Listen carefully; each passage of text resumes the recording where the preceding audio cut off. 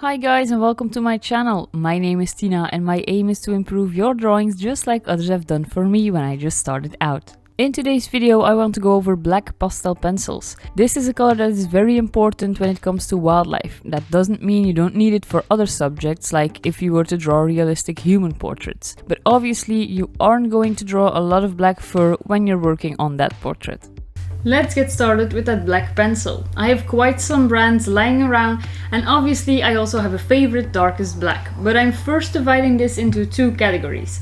Black for your first layers and black for your top layers. At the top of my paper you'll see 4 boxes. I colored each one in with a well-known black pastel pencil brand. I hope you can see the different shades of black in each one, because this isn't as easy to film.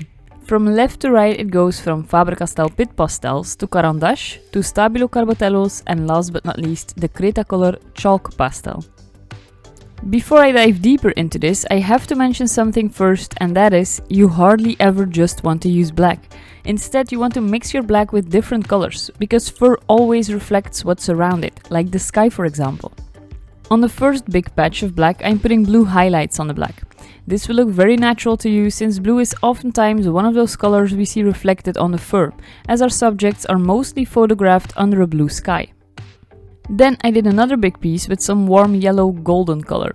This gives your piece so much more depth as does the blue. Now obviously this depends mostly on your surrounding light. For example, if the subject is surrounded by that golden light that comes from a sunset or sunrise, this color will be great to add as a reflective color because it gives it that warm glow and definition. Even if your subject doesn't have any reflecting light, I would always add some in, because there is always some light reflected somewhere. Otherwise the picture would be just black.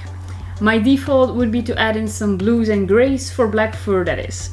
I can actually show you a part of a tutorial I've already uploaded to show you how my background affects the colors.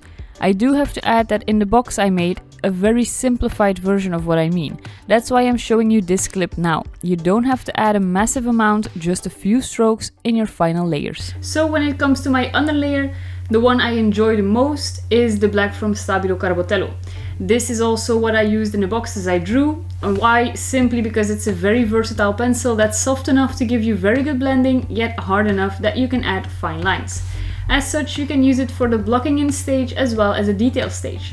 If you have a little bit more tools to your disposal, I have to say that I prefer to do my blocking in stage with a soft pastel stick. This isn't necessary, but because of this you will already have 2 shades of black on your paper, making it more interesting to the eye already.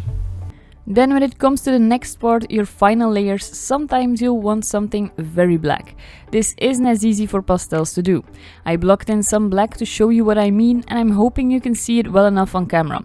Now let me show you the last box. See the difference? This is the black chalk pencil from Cretacolor, not to be mistaken with their regular pastel pencil. I find this to be the darkest black by far, so when I lay this on top of a black base, it will still show the markings I make on top.